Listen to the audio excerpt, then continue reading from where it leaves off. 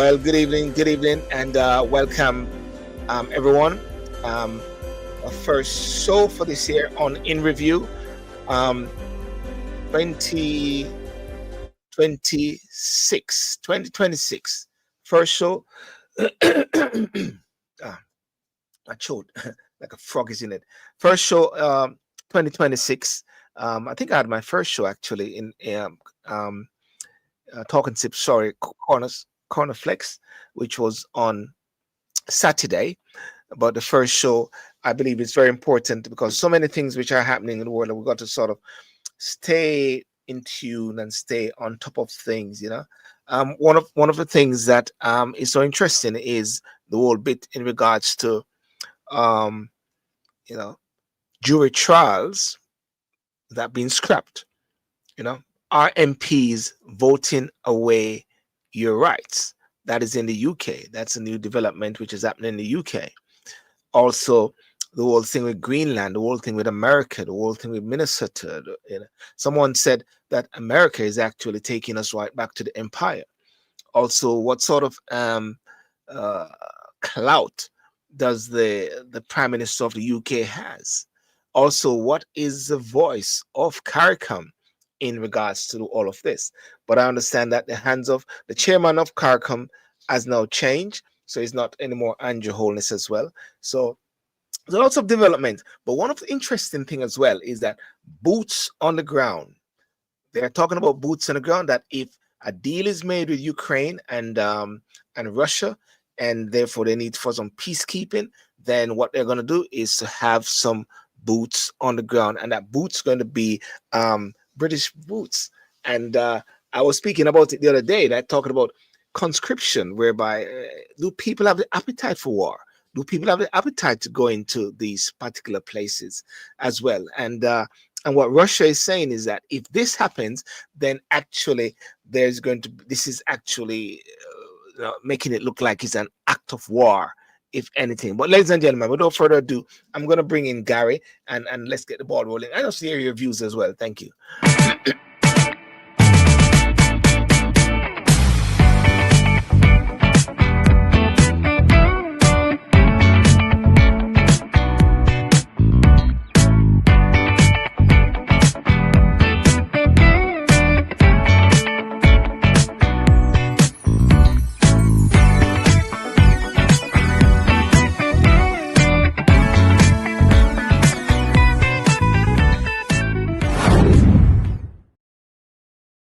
Hey, good evening, good evening, good evening, Sir Gary. What's up? What's up? What's up?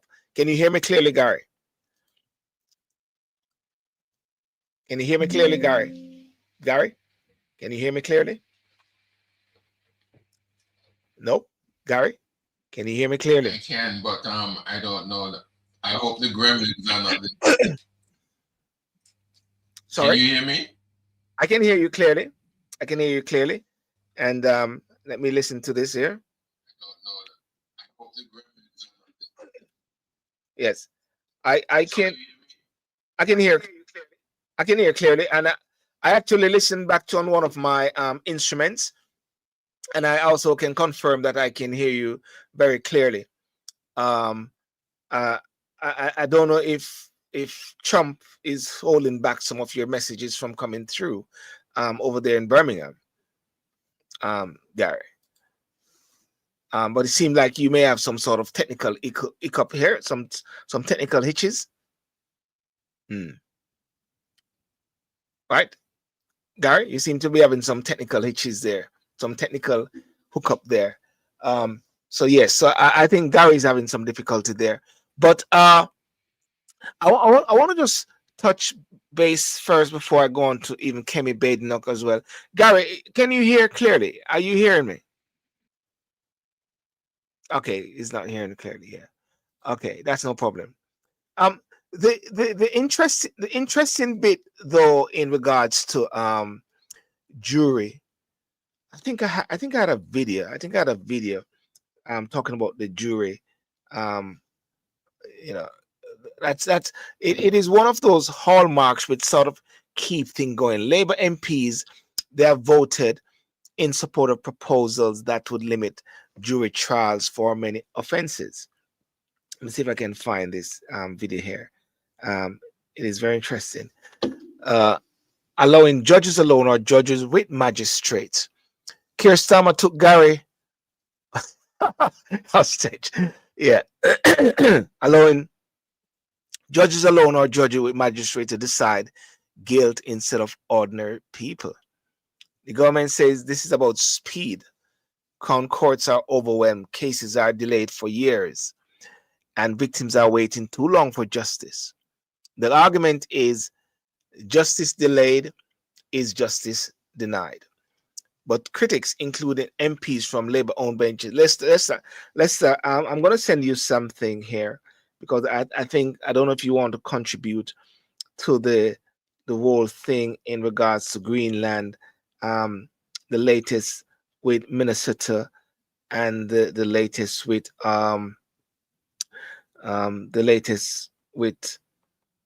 Maduro. I think that would be a very interesting one. That's in about 20 minutes time, if anything like that. Let me just see if I can also find that video there, which I have.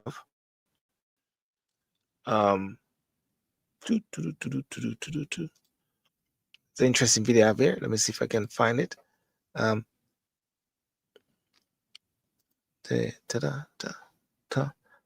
hope everybody's okay. How's the new year so far? Is it great so far? Is it rocky? We have 8 days in. 8 days in so far. 1, 2, 3, 4, 5, 6, 7, 8, 9, 10, 11.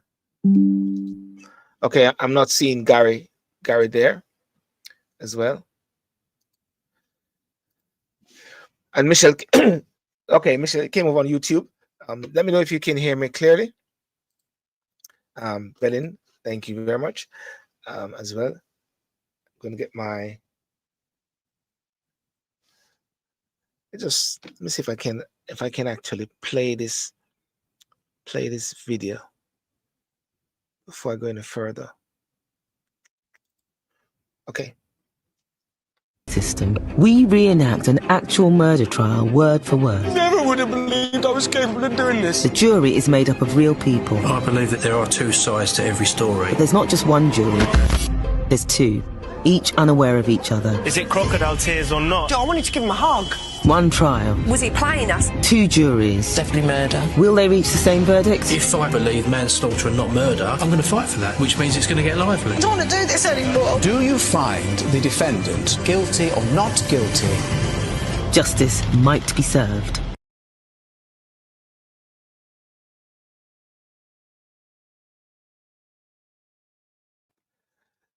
Justice might be served. That's one of the very interesting things. Justice might be served. Something which has been going on for years. And there's a vote recently, and they talk about all 5 of Southwark MPs failed to vote against the government plan to scrap jury trials. Right? All 5 decided not to vote against the government. Let's see if there's going to be any sort of penalties for that as well. It is something which is in the, what should I say? It's in the hallmark of the British psyche, as well. So here we are. 5 MPs who decided to defy the government. Yep. See if it shows. 5 MPs who decided to defy the government. Right there.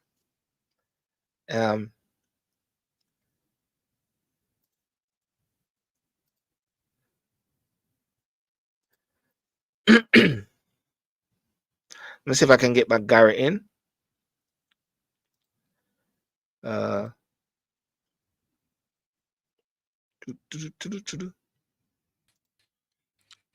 Gary, are you there? Can you hear me? Sounds a bit clearer. I can hear you. Can you hear me and see me? I can hear you and see you. I can see you and hear you very clearly. It's very clear. I can hear you. If there's a delay, that's no problem, if anything. Can you hear me? Yeah? Gary?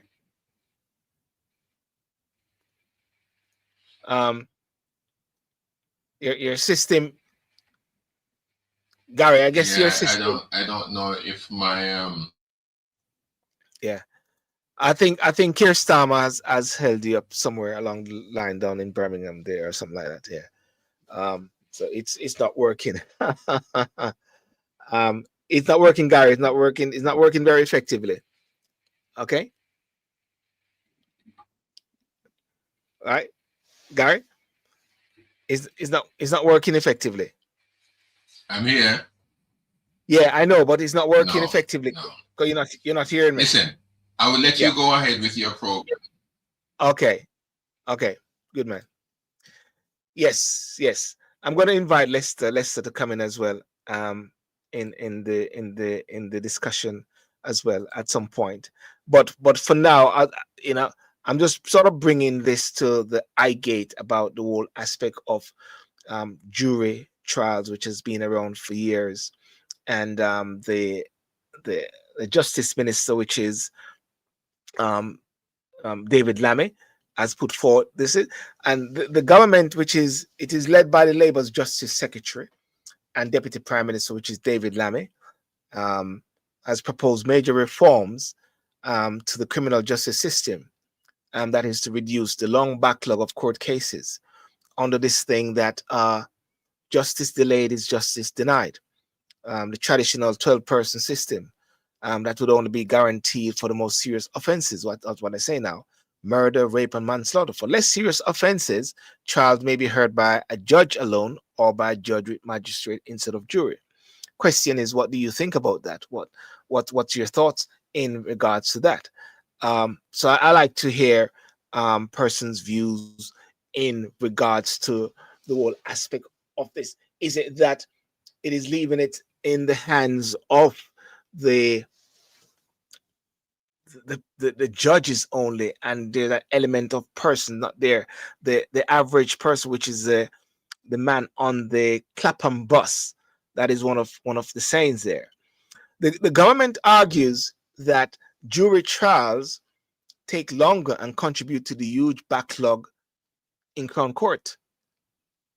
Waiting time, some people are left waiting years before their cases are heard, which they say is justice delayed and justice denied. New swift courts could process cases faster with fewer procedural hurdles. You have been hearing about persons who have been languishing in prison, or languishing with a case for a long time, without able to be heard. Justice delayed, justice denied. On some versions of the proposals shared in leaks and report, only serious crimes, murder, rape, and manslaughter, and some draft serious offenses will be tried by jury, with jury only trials for many level crimes. So that is one of the thinking. Now, in regards to the vote which took place earlier today, the majority of it was by Labour. There is some abstention from the Labour Party, but majority of it was from Labour today. Majority Labour, they sort of what should I say, control the whole boat in a sense. They are the government. There's a difference between governing and governance, and they are the government at present. Reaction in the House of Commons is that although Labour has sizable majority, significant opposition has emerged from within the party itself. Group of Labour MPs has rebelled against the plans, signing letters and warning the Prime Minister that they will not support limiting jury trials, describing it as madness and risky for civil liberties. Some senior figures have suggested that they could even vote against the proposals once they reach legislation highlighting a rare internal split. The Labour Party, I must say, at this time is under fire. And the Prime Minister, when people ask him, they say, will he be here next year? He said, I will be here next year. It's strange, isn't it? I'll be here next year when he's got 4 or 5 years to go as well. And why this matters is that the justice system is facing a record backlog with tens of thousands cases pending for years. Limiting jury trial is seen as a way to streamline court proceedings and to reduce delays. Some serious or lengthy cases, example complex fraud, are argued to be difficult for lay jurors to handle effectively. Critical views. Jury trials are a long-standing right and a core part of the UK's legal tradition. Well, a part of the legal tradition of the United Kingdom, or part of the infrastructure, was the fact that the UK was part of the empire. And part of that empire was one that was the overseeing factor of the transatlantic slavery movement. So just because there's a UK tradition, that doesn't mean to say that the UK tradition is the best thing. Many people talk about that even with the empire, when it comes on to things like getting like knighthood and OBE and all those sort of things, people have this issue regarding the empire factor. So therefore, tradition, just because it's a tradition, that doesn't mean to say the tradition is good. What do you think about that? Legal professions, MPs from different parties, and police and crime commissions have warned that restricting this right could undermine public confidence and be vandalism against the moral architecture of democracy. What do you say about that? What do you say on TikTok? What do you say on Instagram? What do you say on YouTube?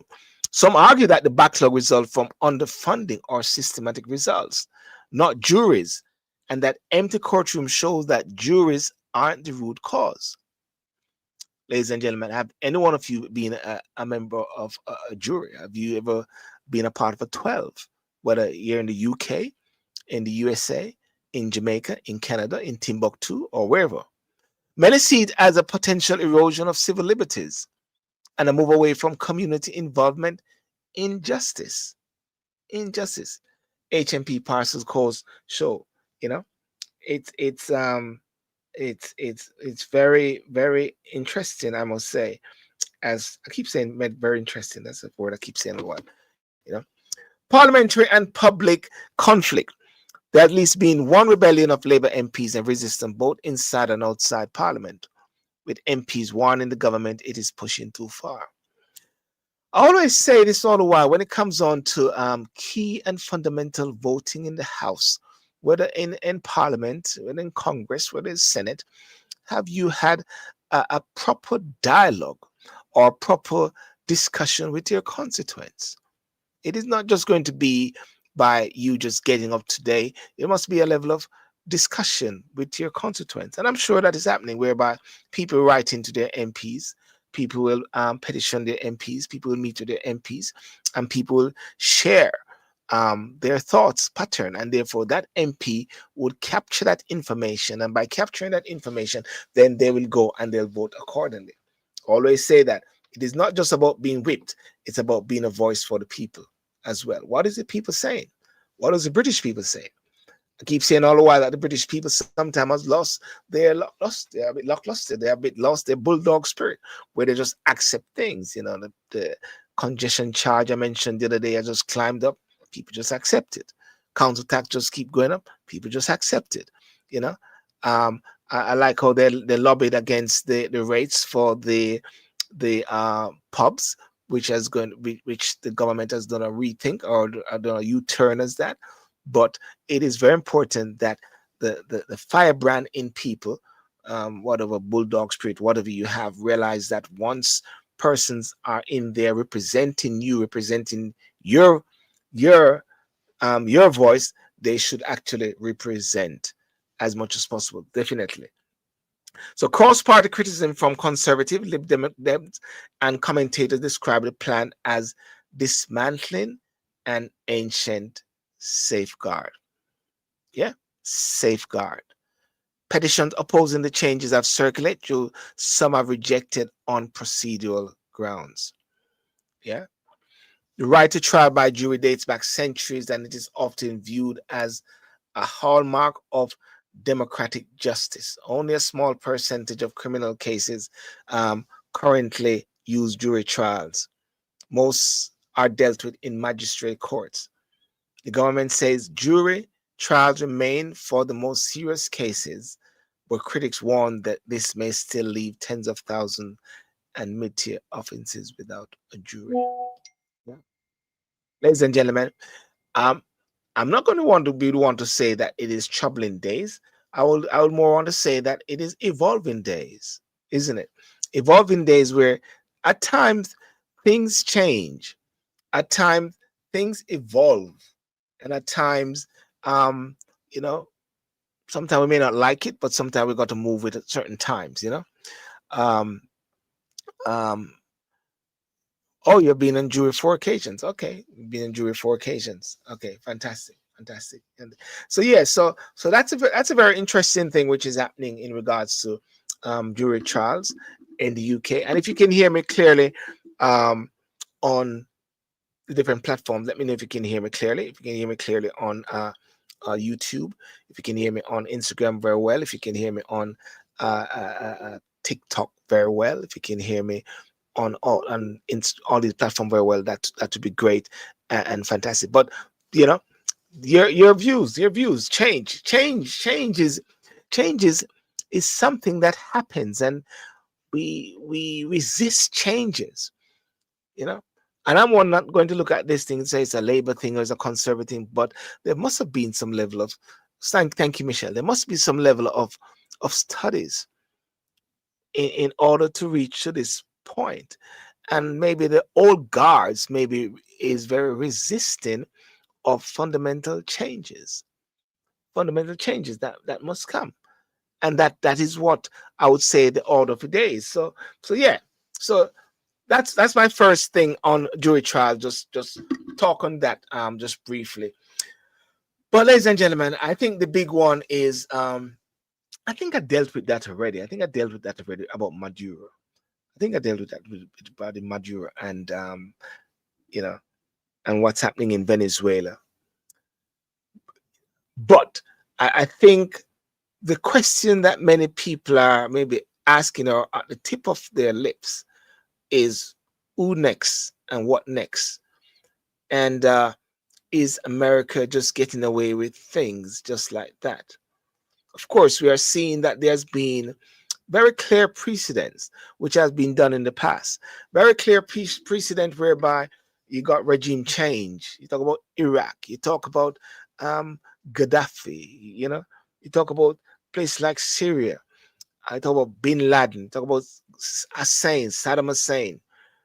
There's always been regime change. It is not something new. America is always at the front line of doing that. And I mentioned the other day, it was very interesting when I saw President Putin. You know, President Putin, what President Putin said? Oh, this is illegal. This should be going against international laws and I'm gonna say, come on, give me a break, President Putin. Give me a break. What's going on here? That is so hypocrisy. That's a high level of hypocrisy. You know, and you mean and there are coups. There are coups in different countries. Even Burkina Faso, there have been coups all over. Is that a part of them? Is that a part of democracy at the same time? Coups, changing of guards, governments up and down. Is that a part of the whole process? Is it? Or who determines democracy? Well, I know someone here, Michelle always said, democracy? What is democracy? Is there real democracy at the same time? Is it? That's a big question. Is there real democracy? Yeah. The plan, the plan now is that we're looking at Greenland. Is it Greenland? Yeah, is it Greenland? Yeah, you know, going over there in that space now as well. How are we going to deal with that? Why it's interesting, but speculative. The global power, they said there's something. What is it about Greenland? There's something. They said there's something there. Is it some UFO or whatever like that? There's something there. U.S. strategy, curiosity. What is it about Greenland? Is it global power? Politics back. The world is exciting. I must say, there's a level of excitement which is happening in the world. It's not dry and dead and boring like Biden time. It's an exciting time. It's an exciting time to be alive as well. It's an exciting time whereby we're seeing things unfolding before us. It's an exciting time whereby it talks about we are coming to the end of this chapter. Is it? Is it? Are we coming to the end of this chapter? Are we coming to the end of the world? Are we coming to the end of our days? Is this the final? As the song says, it's a final countdown. Is it the final countdown? Is it? Could be. Right before our very eyes.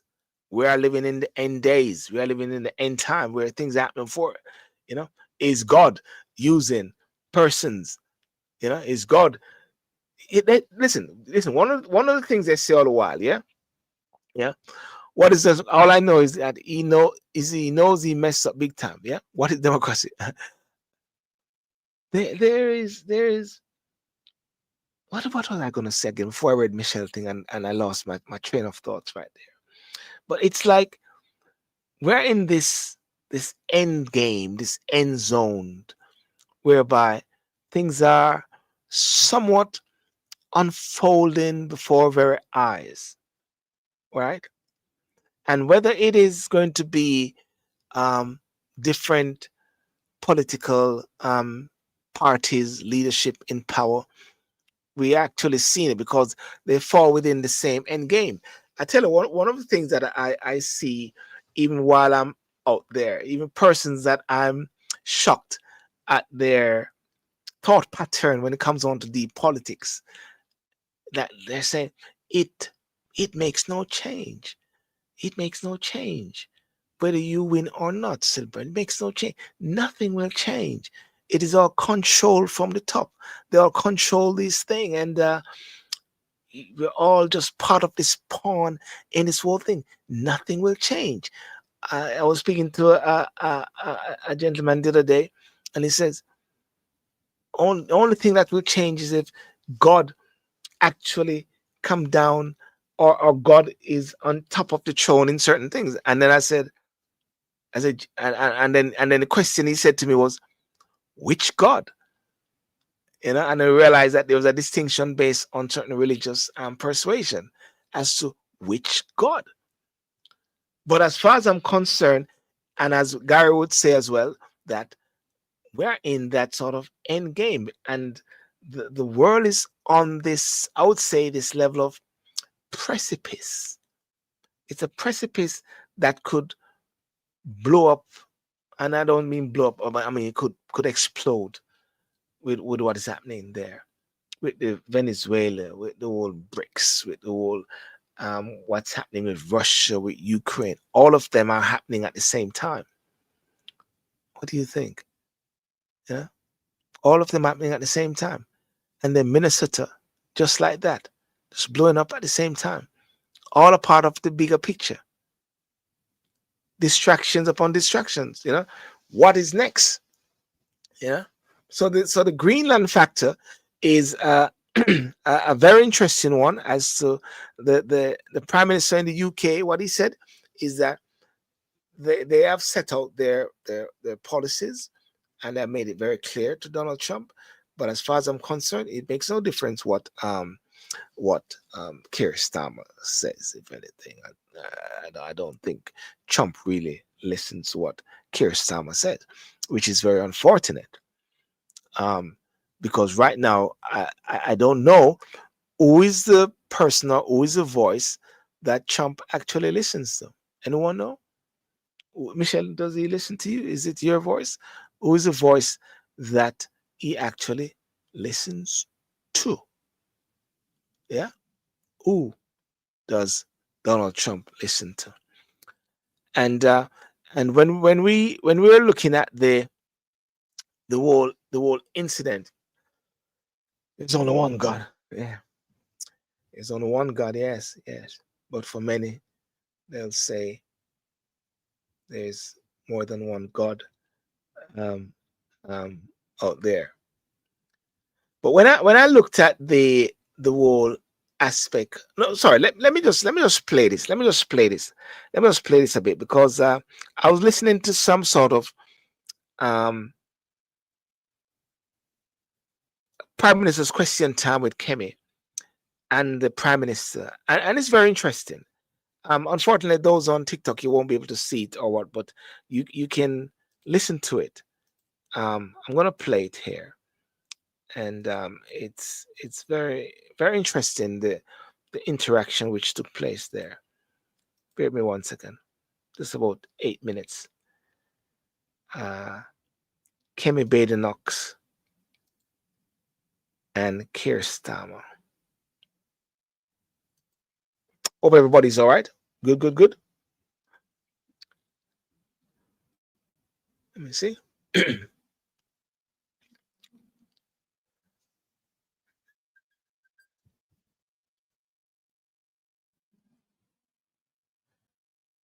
Where is it?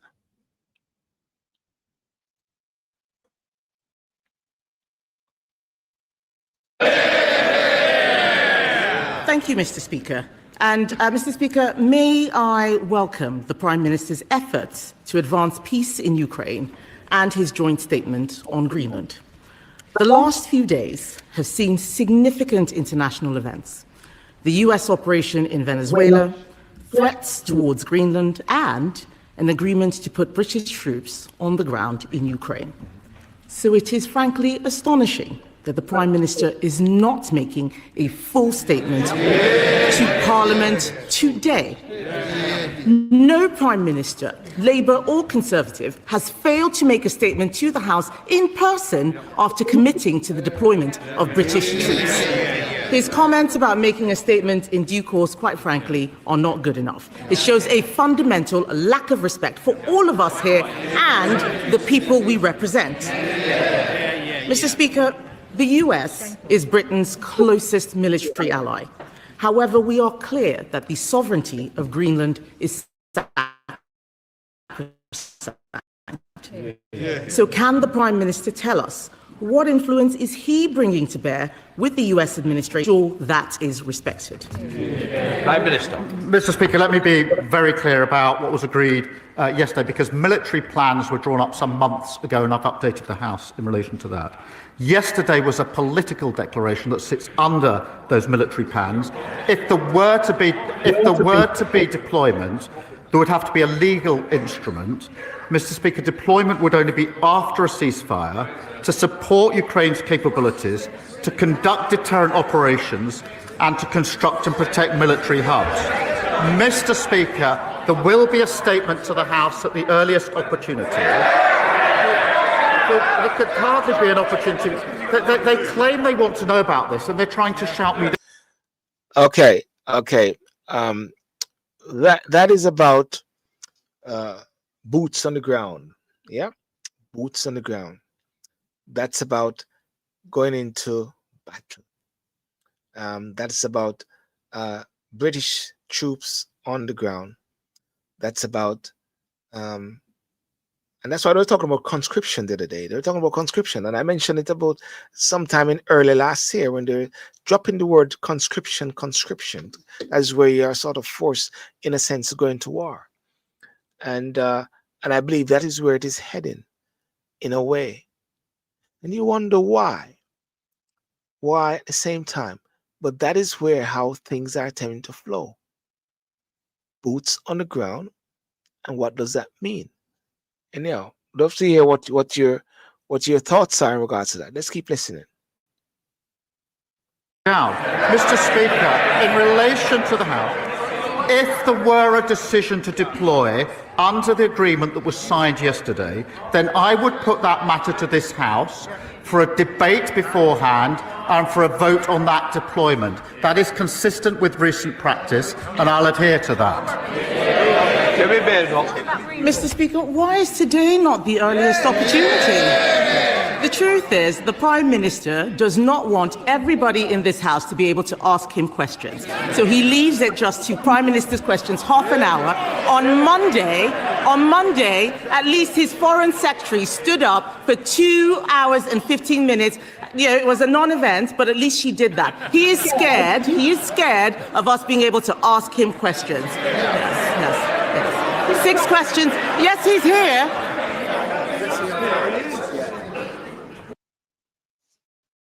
This is day 1 of my husband doing Tai Chi walking workout.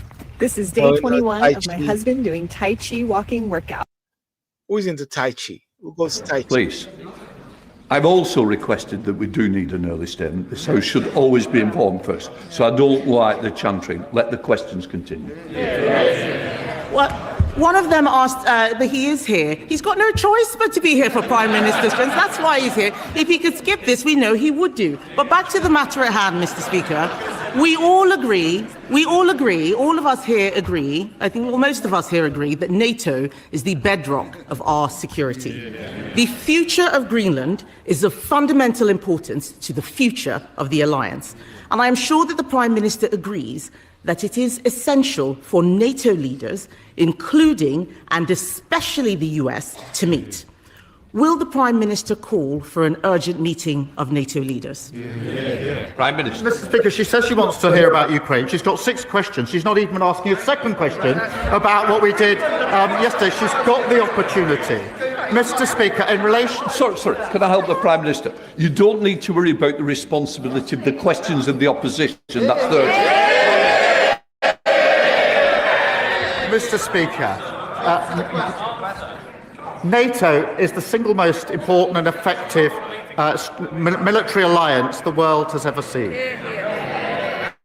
In the 18 months we've been in power, I've done everything within my ability to strengthen NATO. We had one of the strongest NATO meetings last year, the summit, where we had more members of NATO and more unity. When I arrived back to the House to make a statement, which of course she asked for, her position was I shouldn't have missed PMQs, I should have empty-chaired the NATO summit. That's how serious she is about NATO, Mr. Speaker. You didn't answer the question, Mr. Speaker. I asked him if he would call for an urgent meeting of NATO leaders. We can all see that the situation is moving rapidly. I also note that he has still not had a call with President Trump. That is concerning 4 days after the events in Venezuela. But yesterday, he announced that Britain and France had signed, he says, a political agreement to put troops on the ground in the event of a peace deal in Ukraine. So given the Prime Minister is not making a statement about that deployment of British troops abroad, one of the most serious decisions a government and a parliament can take, irrespective of what he says, can he at least confirm how many troops would be sent to Ukraine and whether they would be in a combat role? Prime Minister. Mr. Speaker, I was with NATO allies yesterday, all day, in which we were discussing security in Europe, in particularly security guarantees for Ukraine, and we made significant progress. And I'm glad that she has welcomed that. Of course, I will speak to President Trump. I spoke to his senior advisors yesterday. We were with them all day. But Mr. Speaker, she asked me about the deployment. We released the statement yesterday. It's clear from that, but I will be clear with the House that there would only be deployment after a ceasefire.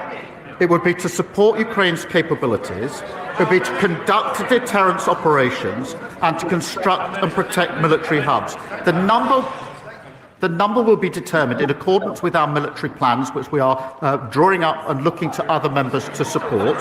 So the number I will put before the House before we were to deploy. But I'll do more than that. If we went as far as a legal instrument to deploy, which would be necessary, I would then have a debate in this House so all members could know exactly what we're doing, make their points of view, and then we would have a vote in this House on the issue, which to my mind is the proper procedure in a situation such as this.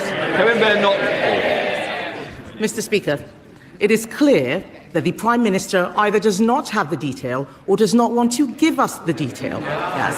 But this is important. He should be calling an urgent meeting of NATO leaders. He should have spoken to President Trump by now. This is important because if any such peace deal is breached, we would be in direct conflict with Russia. If the Prime Minister is committing troops, he must give more detail on how he intends to ensure our armed forces are fully resourced. Before the budget, the Prime Minister said it was his ambition to spend 3% on defence in the next Parliament. That could be as late as 2034. It is time to move from ambition to commitment. We have now had the budget. So can the Prime Minister now tell us, in what year will the UK spend 3% of GDP on defence? Prime Minister. Okay, I'm going to leave it. I'm going to leave that right there regarding the Prime Minister's question time. But as you can see, what we are seeing is a high level of scrutiny by the opposition, and I believe it is very healthy. The healthy way how the level of scrutiny which is happening, and Kemi Badenoch, whatever anybody says about her, she's actually stepping into her own space, and she's developing. One can see the polls. The polls have shown whereby Reform has sort of plateau. The Conservative has passed Labour, and Reform is still at the top, but Reform has somewhat plateaued to a certain level at the same time. So things are happening at the same, and we just keep developing as much as possible. But something happened yesterday. Something happened yesterday in America, in the same city of George Floyd. The whole bit with ICE. ICE has been the arm of the president. I mean, one of the things that the president, Trump, when he was campaigning, he campaigned that he's going to be doing certain things, and that is what he's doing, whether people like it or not, how it is done. But there was something that Vance said earlier today, that the ICE, federal guys, what they're doing, they are actually working on the policy of the government. And what he's saying, he rather that there be opposition or demonstration against the government, against the politicians. But the ICE persons who are out there, they're actually working because of their job. Now, I'm not going to say whether or not, because until it is proven or adjudicated in a court of law that it is deemed to be murder or what, based on the unaliving of this person, this lady. Was it, watching careful with my thoughts, my mouth, was she using the weapon as using the vehicle as a weapon? But let us play this. I saw a very interesting clip here on BBC, and I don't know if I can find it. I hope I can find it, because it was very, very interesting.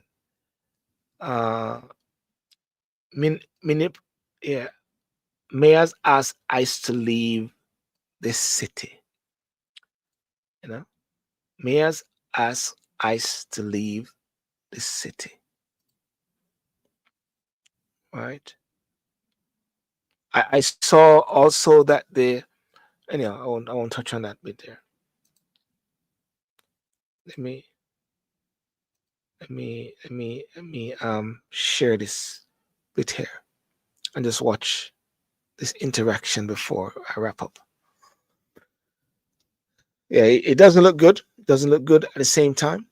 A life seemed to be very cheap. How ICE shooting in Minneapolis unfold. Mayor even cuss. Yeah. I am say BS. I didn't hear him say BC. They didn't know BC. I don't know if you know BC, you know. Let's go.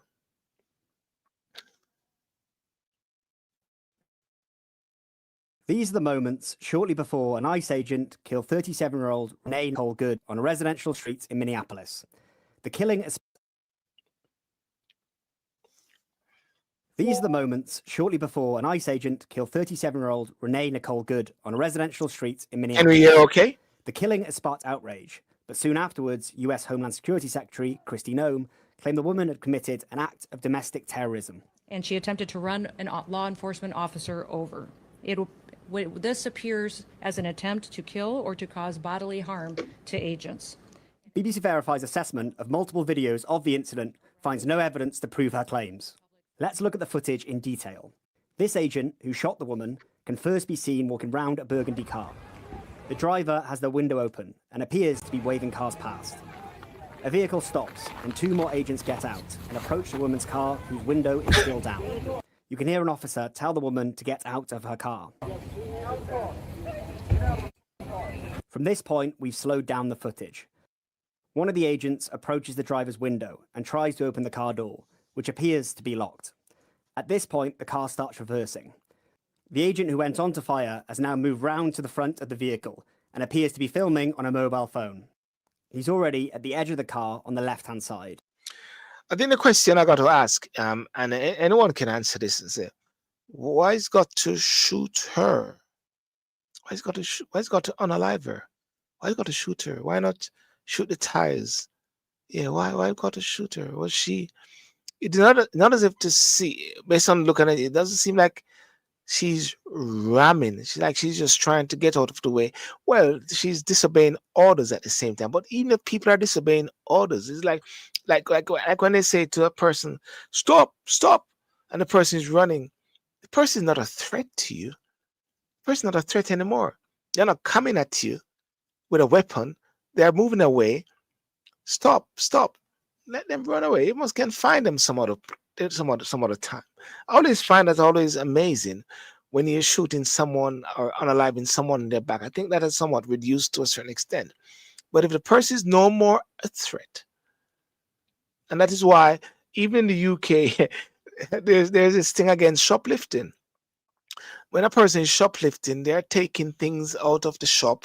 They are, confiscating things, put it in their bag. They're not a threat to life to anyone right there. They're just taking things and moving out. Now, for someone to go and attack them and try to defend and try to make their life and hurt them or so, well, I think one can understand to a certain extent now, they're not attacking anyone. And I know sometimes we say, how can you have security guards or whatever, like these persons just standing there and accepting things? So in this particular case, of course, you're seeing different footages whereby it seemed like she rammed him. In certain footages, it seemed like she went to the side, just trying to get away. Very interesting. The agent lowers his phone. After reversing, the car starts to move forward, and the agent in front of it draws his gun. The agent in front of the car is moving to the left of the vehicle as he fires a first shot, whilst the car is driving away to the right. The agent then appears to be pointing his gun through the driver's window as the car pulls away. Two more shots can then be heard. These final two shots came after the officer who fired was out of the way of the car. It's unclear which was the fatal shot. There was about 0.7 seconds between made contact with the agent. But if you look at it from another angle, the footage gives the impression that the car may have made some form of contact with the agent before the first shot can be heard. Lester, welcome. How are you doing? I'm good, Silver. Yeah. Welcome. We're just watching this thing here. What's your take while I'm playing the video? What's your take on this initial? And I know you have digged into it and you have your views. What's your take on it? Yeah. Me not really like comment on US things, but I think how ICE go about it, or the administration, I think that it is, first of all, I think that is very foolhardy because most are that even all the people that they are deporting or arresting or detaining is the labor force. I have not have any evidence of any criminal persons that them, because if these people on the road or to the workplace. So these persons have shown that they want to assimilate legally into the United States. It's just that the paperwork or maybe how them enter the country was illegal, And in this specific case, I don't think that the lethal use of force was necessary. ICE have whole heap of money, whole heap of resources. Run down the woman. You know the woman that can drive better than all of the ACE agent them, agent them. Run her down, box in the car. You know what I mean? Have other local police put up roadblocks down the road. How far she gonna go? It's a populated area. How far would she have gone? If the car hit the agent, right? She wasn't approaching him. He approached the car, right? So he was the one who put himself in harm's way. In harm's way, right? And remember, you saw her trying to leave. You understand me? Right? And you know her name, or you have the license plate. I say you don't know her name, but you have the license plate. Find her. Yeah, go to the Find yard. her. Yeah. Find her. So I think it was unnecessary. The shot was unnecessary. Because I always say all the while, I always say all the while that when you have these things like they're shooting, they're unaliving or shooting persons, if the person is running away, let them run. You know what I mean? You can always find them at some point. You know what I mean? But I think they have really dig themselves in a certain hole now, that they are going to try to defend it all the way to the top now, from the president down. Because when the president said that, all of those minions now have to defend it. Yeah. It's a. I don't want to sound away, but it's a woman. You know what I mean? She never seemed to be of any threat.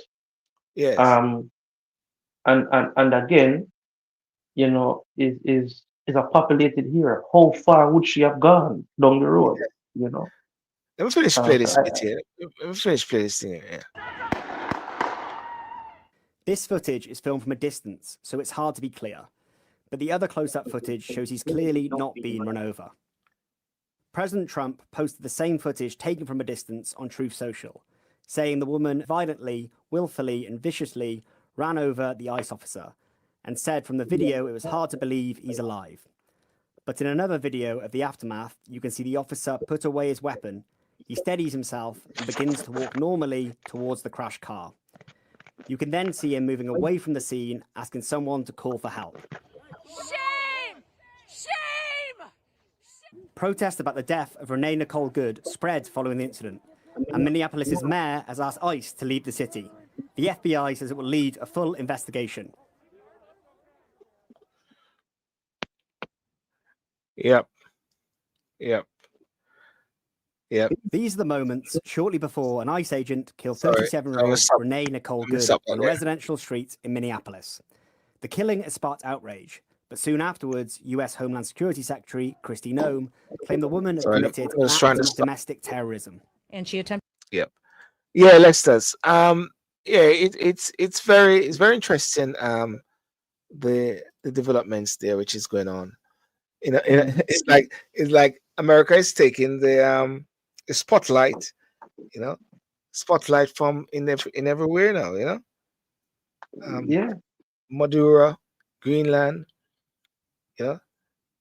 it's wanting to be the, because it's like it's going against what Trump had wanted. We don't start wars, but he's like he's ready to start something massive. Or you want to shut it down? What do you think?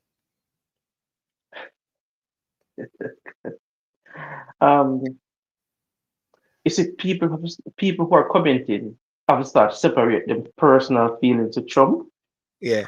and start looking at it as Trump, but this is an administration plus this Yeah. is a US foreign policy.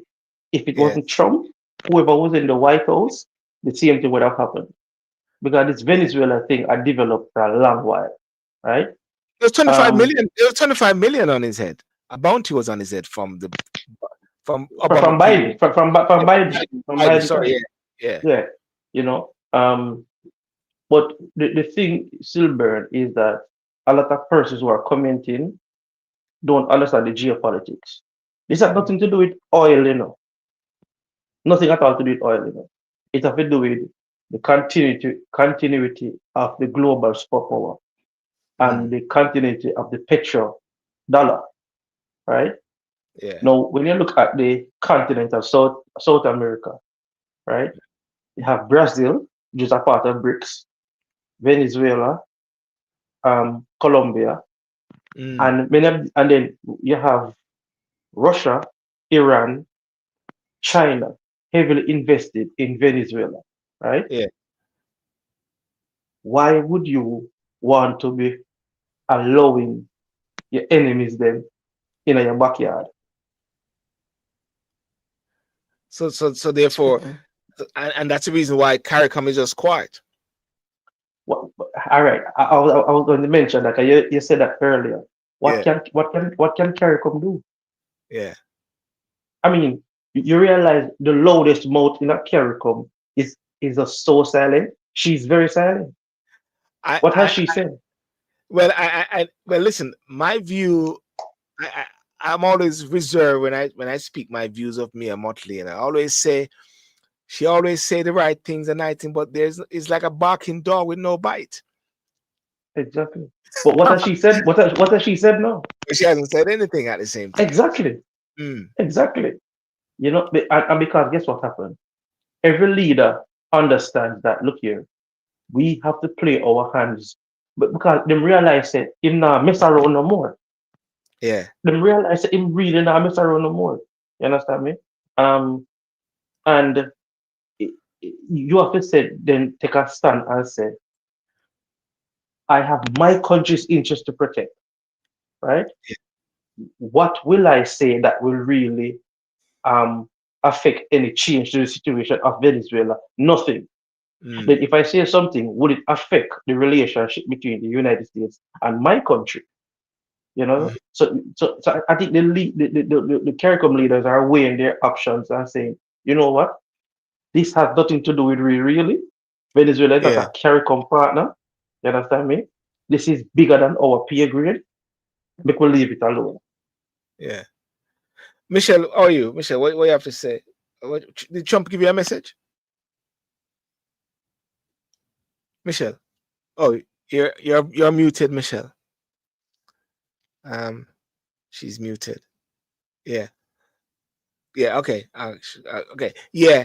No, that's very interesting. But a lot of people with their analysis, they say it's oil. They say it's Venezuelan oil, and you don't see it down that route there as oil. Silver. Yeah. The United States of America, yeah, right, has the most oil in the world. Yeah. They just use other people's oil. A lot of people don't know that. And people run me down, Venezuela, listen. US have oil fields where it's dormant. Right? They have oil areas, oil deposits where they don't start drilling. US is using other people's oil because at the end of the day is who have the oil remaining rules. Because most of the world, right, is still on fossil fuel energy. You understand me? And I'm saying people don't understand how United States operate. They rather use your things, you understand me, than use their own. So US is not shortage. They don't have a shortage of oil. And if US want to take Greenland, although Greenland is a part of NATO, or a friend of NATO, I don't remember, right? I think I said Denmark. Is it Denmark or part of, or is it by itself? Or? Denmark is yeah, but what can NATO do? Mm. Can remember, the United States is the largest contributor in terms of military might and financial backing of NATO. What will NATO do? Yeah. So therefore, they should just hand over Greenland. What is it about Greenland? They said it's like there's a movie I was watching one time, and the guy was saying, "What is it about Jerusalem? Why do you want Jerusalem?" And the guy turned around and said, "There's nothing," and then he says, "Everything." There's something special about Greenland. Greenland is the miniature. Is a miniature version of all of Africa. So like all of the minerals there's so many minerals there, but it's also a global position power based on its geographic location. You know what I mean? You put a nice military base there, you can easily attack and fly to it's a multiplicity of things, but the thing is, it's about controlling the resources. Because guess what happened? If the BRICS nations then rise to a certain level of power, right? Remember, these nations have a lot of minerals, right? US can counter that by having control of minerals also. It is not about oil and anything, it's about political, geographical power. That's it. And the whole aspect of because they have their eyes on Cuba, on these different places, because Venezuela was feeding all these places with oil, according to what I'm getting on the center. For Cuba, it will be more of a proximity issue. I was going to Rubio dream. And Rubio, when Rubio, just like I said, what is in Cuba? Nothing but everything. That's the same thing. Because Cuba don't have any large deposit of any mineral the US don't already have or are not in control of already. So it will be a thing where, what? Only to kick out our guy Batistuta, we could take this back. So Donald Trump is a dictator. Is oil everything Trump wanted? That's a sort of narrative. I'm just someone on TikTok. That's a narrative which is being pushed a lot. Is Donald Trump a dictator? Is he a dictator? Him duly elected. He's a dictator. Well, that's the same thing. They say about Andrew Holness. They say Andrew Holness is a dictator, isn't it? They say Keir Starmer is a dictator as well. Those are the terms now being used for leaders. People just have too much time for them hand and just talk nonsense, right? Because the power vested in Andrew Holness as Prime Minister. Let me say this correctly. The office of the Prime Minister in Jamaica constitutes more power than the office of the President of the United States. So there's a lot of things that Andrew, as a Prime Minister, or the Prime Minister of Jamaica, whoever hold that office, can do a lot of things without Parliament and without Cabinet.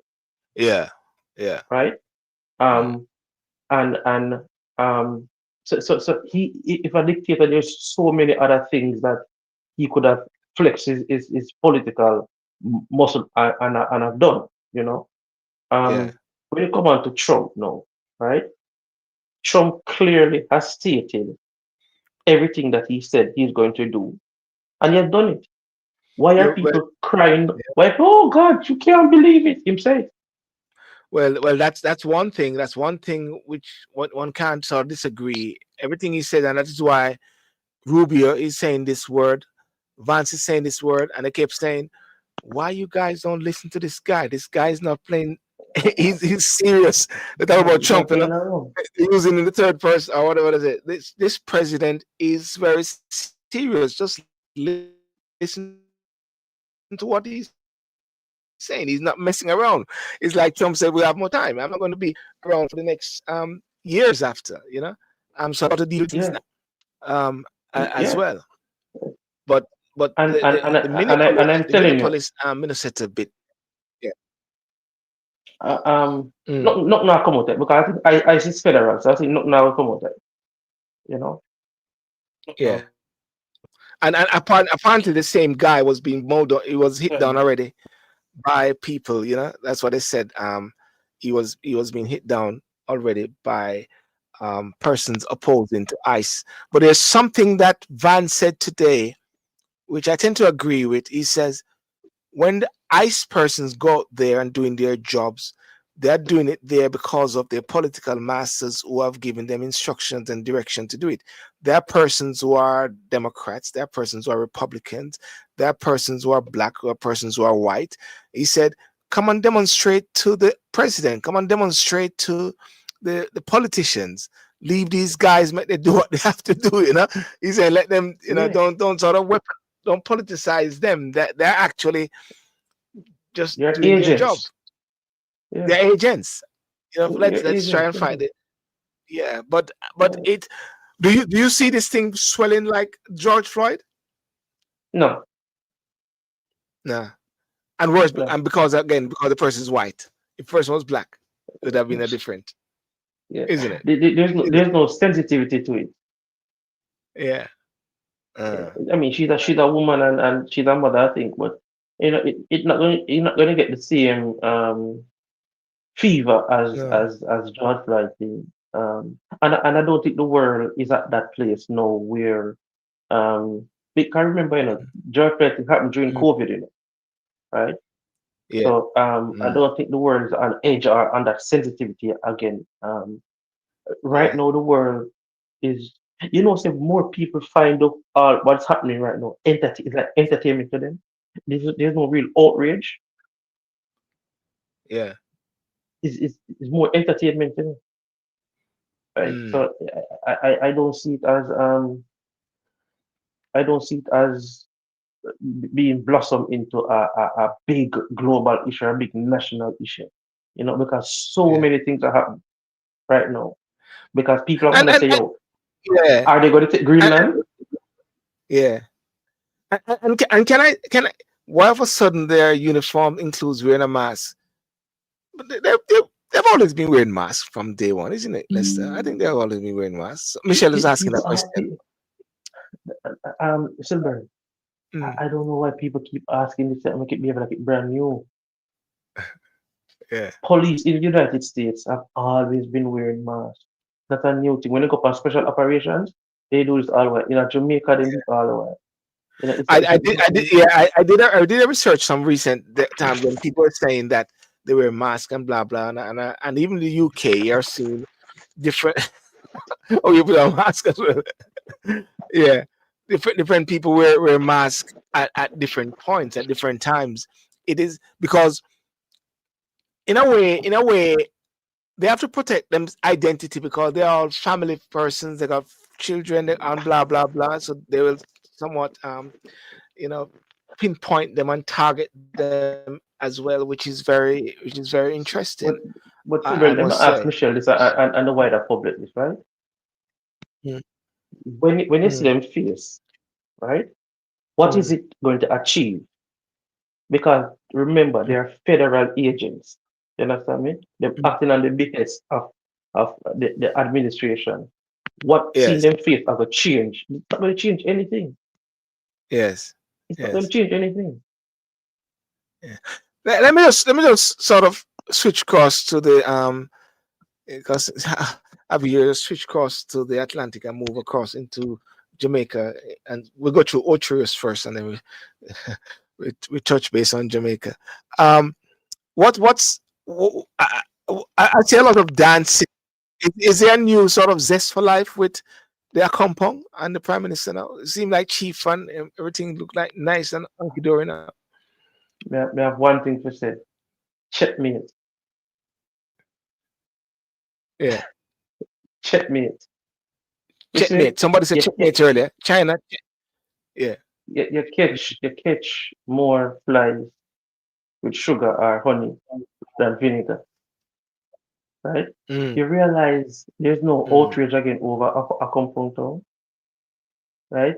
Chief Curry. Oh, no, we don't want the army come down here. Him nobody respond when him just send the army down there quietly. We say army down there work and a fix back roof and things like that. You understand me? When do be a second visit down there now, right? in a traditional garb and thing like that, smiling, being friendly, dancing. Some wicked dancing. Look here, that is it. And I told them I have a conversation with some other like-minded color persons like myself, and me I tell them say, you know, you have to understand this Can you man is hear a me? work. Yes, Michelle. Yeah, Michelle, we hear you clearly. Oh my God, the audio's messed up. What do I you don't mean want to audio? talk. We're hearing you clearly. What, you can't hear? Go ahead, Michelle. Go ahead, Michelle. Oh, Michelle, we heard you clearly, you know. You're very clear. Okay, I don't. Maybe she's not hearing properly. Yeah, you're saying Lester. Yeah. Yeah. So you see, there's a famous quote. Snoop Dogg said, "I learned how profitable it is to smile than to frown."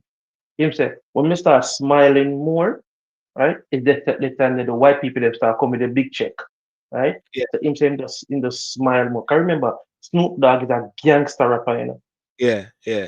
And him have a national show with Martha Stewart, the darling of America, you know. Yeah. You know, so that's what Andrew is doing. Andrew is just smiling and taking in time and weaving with, because guess what happens to them?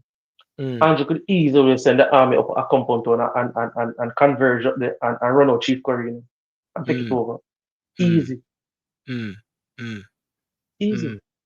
But that would put now a rift into the society, that would put a rift into the political landscape, that will start put all the talking points and say, yeah, my dictator, this and that, which in them right, we say, listen, we hear so when I do some things up here where we don't like, right? Yeah. Because there's a lot of allegations of gang members or gangsterism from Chief Curry. I don't know, alleged allegations, right? He could have sent in the forces up there. He never do that. Because guess what happened? When the army is there fixing, nobody never intimidate the residents then. When the Prime Minister visits with his contingent of bodyguards and police force, everybody go, all right. You understand me? So what we must show is the ease of in and out by the administration and the security forces, the ease of in and out. This is giving the residents some calm, some sense of calm, some stability, some reassurance and positivity. Say, all right, we're not gonna have no full-on attack and anything there. Because that's how you do things in the city. It's how you do things. And him take it the roundabout way. Him take it the roundabout way. Right? I just saw. Yeah.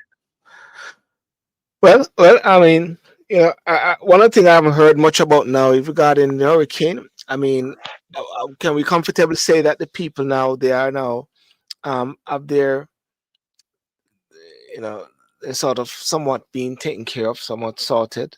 You're not hearing much noise now. What is happening is that more and more people are getting back electricity. So what is happening now is that you hear less complaint. Because I remember, you know, I spoke to Christian Tavares 2 nights ago, right? And he said that when he went to middle quarters and some other places, him said it's like you're locked off from the world. Yeah. So he and APCA had to be explaining to them what is happening on the outside of them, you know, what's happening on the outside, because they're totally shut off. And him said, when they look on them, it's like them shell shock, it's like them, you know. So what's happening now is that people are slowly assimilating back now to life, to 2026. Because they start get light, then get water, so they start sifting themselves now, infrastructure coming together, resources coming together. So you have the Guyanese army there, you have the Bajan army there, the JDF there. I think some troops from Africa, I don't remember which country in Africa, send over some troops and stuff like that, right? Oh yeah, I think I saw what's her name was meeting them. Kamina Johnson was meeting them. Kamina Johnson was meeting them. Yes, right? We see the 172 trucks with JPS and the linemen will come. Yeah. So people are actively seeing these things now. So people are saying, okay, they kind of feel a sense of relief. They say, all right, something I go on for me. You know? Darren Vaz made it a point of duty that he is very, very, very, very visible and giving the country's update on what is happening with JPS and the plans. And as Yeah. something happen, him come and say, all right, we promise this has happened. And about the CEO beside him, I said, yes, and we're gonna move to phase 2 next, or we're gonna move to phase 3 next. Yeah. Very transparent, very open, very visible. So people are getting a sense of ease. You have the naysayers them, right? But in that, we need the naysayers them, because the naysayers they keep up on with tour, right? Mm. To work harder, be more transparent, and be more accessible. But as more people are now getting up and say, you know what, we could go look 2 sheets of zinc, we could go get the food here, so we could start put back with life in order. We could start help with self. That's what's happening more and more now. People start help themselves. People start access government resources to help themselves. And so people are trying to get back into the normalcy of stuff. Even crime. Right? They analyze some people in the affected areas New Year's Day and I think 4 yesterday, I think. So even crime get back on the seat in these affected areas, So the police have them unfold. Yeah, the crime figure has gone down, but the criminal element has creeped up. That's what we're saying, isn't it? No, I'm saying that things that get back to normal where we start the crime are come back in the affected area. Yeah, but what I heard is that for the past 8 days, I think they said over 11 persons have been unalive. Yeah, so we're not here to the figure yet. So but at the same time, I've heard that the crime figure or murders have gone down, has dipped as well. They're talking to Bunty. All right. Well, listen, I'm gonna jump over to TikTok briefly, just to hear what Michelle wanted to say. I don't know if you want to jump over there. Yeah, man, we can jump over now. Yeah, because Michelle, I wanted to say something. All right, so we talked then, yeah. All right, good. All right. Okay. Well, ladies and gentlemen, I want to say thank you so much for joining, and I'm just gonna go to TikTok briefly, as a couple of persons that wanted to come in but they couldn't hear. Have a good night. Remember to like and to subscribe, and of course support the campaign. My campaign, I'm running for mayor of Lewisham as well. As next week and as time goes by, we're going to be talking more about the policies and different things as well, and to possibly have some discussions on particular that topic as well regarding the campaign. Political campaign. All right, so God bless you and peace out and have a good night. And those on Instagram, Doug, I saw you a while ago, and those on YouTube, those on Facebook, and those on TikTok. But TikTok, I'm coming over there right now. Thank you.